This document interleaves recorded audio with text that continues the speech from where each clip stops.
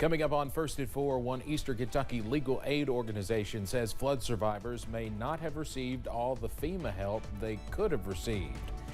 And officials in Maui are now facing criticism in the wake of the wildfires there.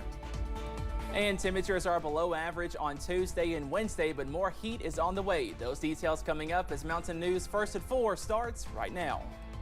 Dedicated to Eastern and Southern Kentucky, this is WYMT Mountain News First at 4. Good afternoon, I'm Steve Hensley. First at 4, officials at one Eastern Kentucky legal aid organization say many people here in the mountains impacted by last year's flood have not received all the FEMA aid money they could have gotten. The maximum amount is $37,900. Apple Red disaster response attorney Whitney Bailey says it's still not too late to make a FEMA appeal, but the process takes time. It's still going to take 2 to 3 months before you'll hear back, most likely. I've heard a handful of clients recently who have received decisions within a month and a half. It's not always obvious when you'll hear back, but go ahead and mentally prepare for it's going to take 2 to 3 months for me to hear back from FEMA. Bailey says during the appeal waiting process, it's always a good idea to look for other options out there to help get better financially situated. Students across the region are returning to school for the Breathitt County School District. The format looks a little different than before. Preschool through second grade students are now going to the new Breathitt Elementary School. Superintendent Philip Watt says they had to downsize because of enrollment loss. Since 2010, 2011, we've lost over 550 students, and there's lots of factors that we could point to on enrollment loss, but we started having to make decisions that we could see that were sustainable, that would strengthen the district for the future. So I'm really proud of the work we've done on that.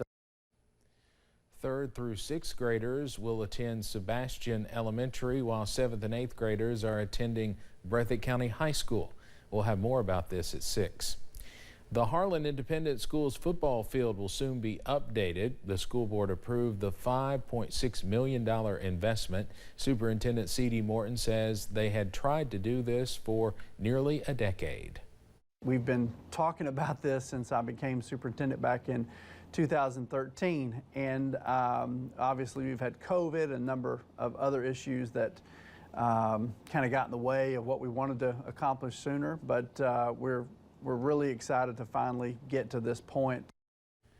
The football field and track will be renovated, and Morton says it's expected to be complete by June of 2024.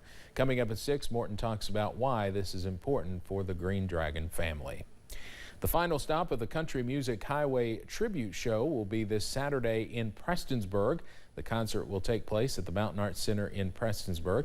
The show will feature Billie Jean Osborne's Kentucky Opry, as well as Corey Harris, who played last weekend's show in Whitesburg.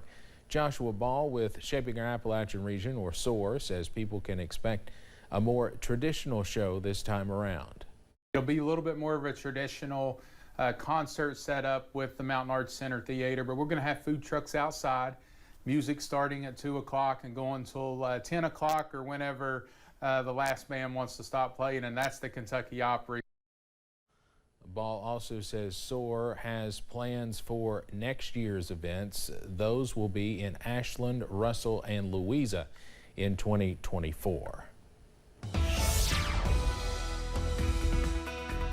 Well, as expected, the weather is fantastic on your Tuesday. Lower temperatures, lower humidity, and also plenty of sunshine. A look around the region right now, over from London to Hazard to Pikeville, upper 70s, lower 80s, about 5 to 6 degrees below average on this August afternoon. And up on the radar, again, we are dry as that cold front passed us last night, and that means drier air is continuing to move into the mountains. That cold front now producing some severe weather in the Carolinas this afternoon, but no severe weather for us. Maybe a few spotty sprinkles as that area of low pressure moves off to the east, especially north of I-64. But overall, a very nice and comfortable afternoon and evening is on tap across the mountains. Those dew points also lower as you walk out the door. You can feel that. It feels much better out there. Temperatures in the 70s and dew points in the upper 50s and lower 60s. And then awesome weather is going to continue into this evening as well. We stay dry for most of us under a clear sky into tonight. We are giving you that first alert, though, for possibly some dense fog early on Wednesday as temperatures fall into the upper 50s and lower 60s as you wake up on Wednesday. Enjoy this fake fall, Steve, because more heat is on the way by the weekend. Those details coming up in just a few minutes. All right, not done with the heat just yet. Thank you very much, Cameron. Authorities in Maui are facing more criticism about what could have been done to prevent such a large number of fatalities in last week's deadly wildfires as the death toll climbs to 99 victims. More than 1,000 people are still missing. Meanwhile, for people who survived, there is growing frustration with the relief efforts. CBS's Jessica Cartalia reports from Maui. Lines of cars stretched for miles on Maui as survivors waited to be let back in to see what's left of their homes. The fact that they're making it difficult for us to try and go back to where we're from, it's just hard and unbelievable. I mean, I still have loved ones that's trapped, for example, my dad.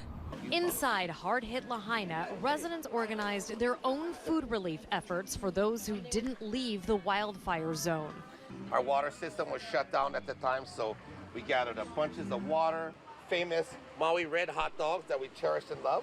They're also addressing medical and mental health needs. Locals say the roadblocks forced them to break the rules.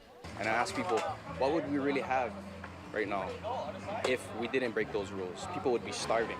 Investigators are trying to determine if a down power line is what caused the fire, and many are questioning why officials didn't shut the power down once those winds started to pick up.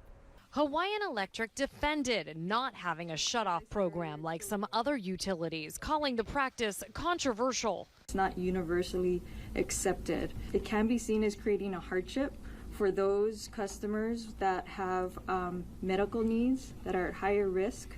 As search crews continue looking for victims, officials warn the process is slow going. As of Monday, only a quarter of the disaster zone had been covered. Jessica Cartalia, CBS News, Maui. State officials say 86% of the more than 2,200 structures that were destroyed were residential. There is more legal trouble for former President Donald Trump. We were on the air as it broke last night at 11. Trump is facing 13 new criminal charges after being indicted by a Georgia grand jury. It is the fourth time Trump has been indicted in 5 months, and the Republican presidential frontrunner maintains he did nothing wrong. We don't take plea deals. It's a wise guy question. Are you going to change it? Mr. Wise Guy. We don't take plea deals because I did nothing wrong. Trump and 18 allies are accused of trying to overturn the 2020 presidential election results in Georgia. Coming up on First at 4, storms near Knoxville, Tennessee leave extensive flooding in their wake. And enjoy the cooler air while you can because some changes are on the way. Your First Alert forecast after this break.